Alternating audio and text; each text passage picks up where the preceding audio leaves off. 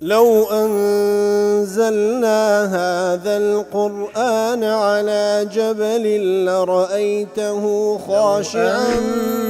أنزلنا هذا القرآن على جبل لرأيته خاشعا أنزلنا هذا القرآن على جبل لرأيته خاشعا متصدعا من خشية وتلك الأمثال نضربها للناس لعلهم يتفكرون.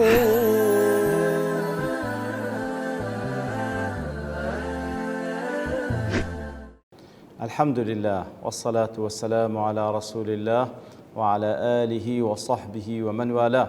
السلام عليكم ورحمة الله. برزان خوش حالم لوانه 847 لوانه كان تفسير القرآن في رزبهم وخزمتان بس رزامندي رب العالمين وهي وادار مئوي آزي السودي لور بقرن. أعوذ بالله من الشيطان الرجيم. بسم الله الرحمن الرحيم. وإذ تأذن ربك ليبعثن عليهم إلى يوم القيامة من يسومهم سوء العذاب إن ربك لسريع العقاب وإنه لغفور رحيم. والخوش بسنا كلواني رابج لخدمة دوات بيروزة داون ك خواهي قول برياري كدايتي لسر بني إسرائيل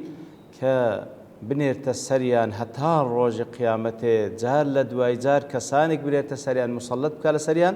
کەوا ناخۆشترین سزایان پێ بچێژی ئیتر بە سەبەبی گوناه و تاوانەکانیان وەکو باسمان کلەوانی ڕابردوو ئینجا تەعقیبەن لەسەر ئاەتەکە دەفەرمێ ئینە ڕەبەکە پێگومان پەروەردگار لەسەریع العقاب عقاب و سزادانی خێرایە وەکو باسمان لە تەفسیر سەعدی دەفەرمیتن واتە لە جاری وا هەیە لە دنیای سزای ستەمکاران دەداتن پێشی قیامەتە بەرەو سەریع العقابە وهروە بێگومان غەفور و ڕەحیمە. اینجا لەسەر ئین ڕەبەکە لەسەریع العقاب لە تەفسیری مەعاریش چ دەڵێ؟ دەڵێ من سنة الله في عباده الإمهال. یەک لە سنەتەکانی پەروەردگار لە تەعاملکردن لەگەڵ بەندەکانی ئەوەی کەوە مهلەتیان پێددا. فالمراد بسرعة العقاب والله أعلم. کەواتە لێرەدا دەڵێ مەبەست چییە کە دەفەرمی سەریع العقابە؟ إنزاله سريعا بهم بعد تفاقم شرورهم. کەواتە لێرەدا دەڵێ خوای گەورە مهلەت داتە بەندەکانی مهلەت داتە بەندەکان تا بەینێک تاوەکو بگەڕن بەڵام ئەگەر هەر نەگەڕاوە ئەوە خوای گەورە بە خێرایی دەنێتە سەریان پاش ئەوەی کەوا شەڕی ئەو کەسە و شەڕی ئەو کەسانە زۆر تەفاقم دەکات زۆر کەلەکە دەبێت لەسەر یەکتری واقتضاء الحكمة معاقبتهم ودقات حدك وحكمة خواهي قولوا بيزك كاسزايا بدا فإذا قضى الله العقاب أنزله بسرعة كواتا خواهي قولوا مهلت دا لسرتا سنة خواهي قولوا التعامل لقل بندكاني بتايبتي خرافة كاران مهلتيان بيدا بلام حتى حدك مهلتيان بيدا كجيش تحدك كلا حكمتي خواهي قولوا معلومة كزياتر أو كسر ناقر ريتوا ئیتر کە بڕیاری سزا بە سەریان دادەدرێت لە دوای ئەو مهلەتە خێرا دێتە سەریان ئەو عقوبەیە. فإذا قضى الله العقاب أنزله بالسرعة والمعاقبون غافلون غير مترقبين إنزاله فيهم. لحالتك دێتە سەریان لە حاڵەتێک کەوا ئەوان لە غەفلەتێک دانا قەت چاوەڕێی ئەوەی ناکەن کەوا سزا بێت سەریان لە ناکاو دێتە سەریان لە دوای ئەوەی کەوا مهلەتی خوا لە بۆیان تەواو دەبی. کەواتە دەفەرمی بەو شێوەی ئەو تێڕوانینەکەی ئەوها والله أعلم لەسەریع العقاب ئەوەیە کەوا لە پێشی ئەوەی کەوا و عقابە سەر مهلەتیان دەداتێ بەڵام ئەوان هەر سوودیان لەو مهلەتە وەرنەگرت هەر بەردەوام لە خراپەکاری کە بڕیار دەرا بێتە سەریان زۆر بە خێرایی دێتە سەریان لە کاتێکدا ئەوان لە غەفڵەتدان بێ ئاگان. وإنه لغفور رحيم. جا وەکو دەڵێ هذه العبارة تعطي بني إسرائيل على تتابع أجيالهم أملا. كواتا لقل أوش خواهي قول هر لغفور رحيمة طبعا إنك لب والتأكيد لا ما كتوكيد قسمية خواهي قول هر مغفرته وهر رحمته كواتا ليردا بتايبتي للسياقيات كان كواباز لبني إسرائيل كواتا ليردا جيل لدواي جيل خواهي قول أمل يتشيان بيدا دا بأنهم إذا آمنوا بمحمد صلى الله عليه وسلم ما أنزل الله عليه واستقاموا وأصلحوا ولم يقوموا بما يقتضي عقابهم کەواتە ئەمەلەشیان پێدا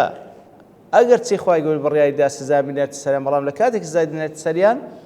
کە ئەوان سەرپێچی دەکەن و زوڵم و تعەدا دەکەن بەڵام ئەمەلیشیان پێدا ئەگەر بێت و ئیمان بە محەممەد المستەفا بین صلی الله علیه وسلم پێغەمبەری خاتەم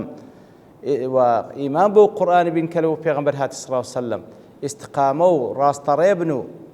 کاری چاک بکەن شتێکی وانەکەن کەوا ببیتە مایەی سزادانیان لای خوای گەورە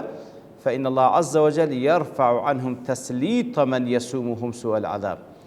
کەواتە ئەگەر ڕاستەڕێ بن و ئیمان بە پێغەمبەر بین صلی الله علیه وسلم ئەو سزایان لەسەر هەڵدەگری کە خوای گەورە بڕیاردا بنێتە سەریان هەتا ڕۆژی قیامەتێ کاتێک کەوان خراپەکاری دەکەن فالنص بجملته ودلالته العامة کەواتە ئەو نەسە بە کاتێکەوە باز لە غەفور ڕەحیمی خوای گەورە دەکا ودلالاتی ئەو نەسەش يدل على أن هذا التسليط يكون عقابا لهم على ما يكون منهم من مقتضيات له کەواتە هەر کاتێک پێداویستیەکانی سزایان ئەنجامدا کەواتە خوای گەورە لە تەعاملکردن لەگەڵ بەندەکانی بە سونەن تەعامل دەکات هەر کاتێک ئەوان فەسادیان کرد زوڵمیان کرد لە سنوور دەرچوون ئەوانە هەمووی پێداویستی سزایە و لەو حاڵتە سزایان دێتە سەری خوای گەورە سەریع العقابە فإذا لم يوجد هذا المقتضى بەڵام ئەگەر پێداویستەکانی سزادان لێیان نەهاتە جێ لم يسلط الله عليه من يسوم سوء العذاب بەڵام ئەگەر پێداویستەکانی سزا لە خراپەکاریان نەهاتە جێ وأخوای گەورەش کەسانێکیان لەسەر مسەلەت ناکا کەوا عەزابیان بدا كما كان حالهم في ظل الدولة المسلمة إذ كانوا أهل ذمة هەروەکو لە ژێر سایەی دەولەتی ئیسلامی لە زەمەنی پێغەمبەر صلی الله عليه وسلم لە دوای ویش حتا دەولەتی ئیسلامی هەبوو هەر کاتێک ئەوان ئەهلی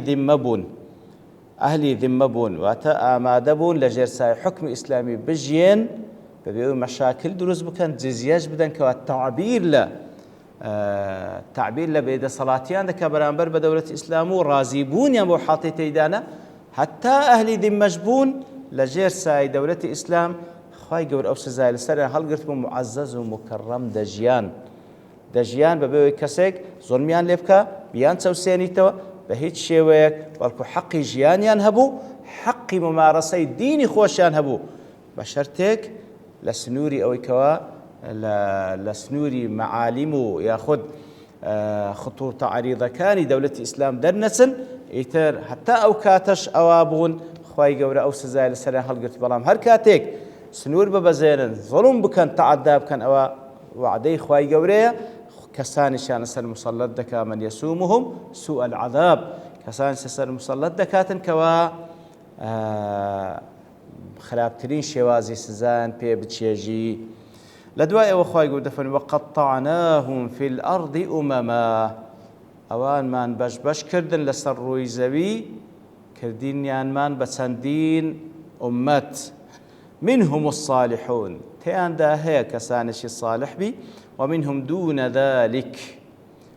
دون ذلك ئیواشیان تێدا دەرزەی سەلاح نییە بەڵکو لە خوار دەرزەی سەلاح واتە کەسانش خراپەکارن وبلوناهم بالحسنات والسيئات لعلهم يرجعون ئیتر ئیبتلایانمان کرد بە ئەنواعی خۆشی و ناخۆشی تاوەکو بگەڕێنەوە إنزال معارج ضل وهذه الآية أو آتش تبين التشتيت التي ضربه الله على بني إسرائيل أو آتش ذات البيان أو حالة ذكاكوا وكو سزاي كهات السريان خواي قول بالريال داب بيت السريان لسر نتيزي أو كوا تيان ذكر ترخواي قول سزاي داب أو كوا بوبنا بش وقد كان تقطيعهم في الأرض عقوبة لهم بش بونيا لسر رويزوي أوش سزاي قبل لا خواي قولا كلا بوياني دانابو إذ لم يصلحوا لحمل رسالة الرب للناس ولوان أو كسنبون كوابيامي خواي قوله هالبقرن بيجين خلشي ولا للمحافظة عليها والالتزام بها نكهر بيامك بقين بخلشي بالكو بخوشيان أما دانبون باريزقاري لبيامي خواي قوله بكانوا بي ملزم بل أرادوا استثمارها لأنانيتهم الخاصة بالكو دانوز أو بيامي خواي قوله استثمار بكانوا بيقوزنوا لبو خۆپەرستیەکەی خۆیان خۆپەرستە تایبەتەکەی بە خۆیان وأرادوا احتكار الرب لأنفسهم هل أصلا داویست هەموو خێر و بێری پەروەردگار لبو خۆیان احتكار بکەن و لبو خۆیان دابنێن و خەڵکی بێبەش بکەن مع عدم التزام بشرائع والتكاليف لكاتێکدا دانویست خێر و بێری پەروەردگار هەمووی لەوان بیتن کە لە کاتێکدا بەخۆشیان ملزم نەبوون پابەند نەبوون بە شێرعەتی خی گەور بە تەکالیفەکانی وادعوا أن الرب اصطفاهم وأحبهم لذات سلالتهم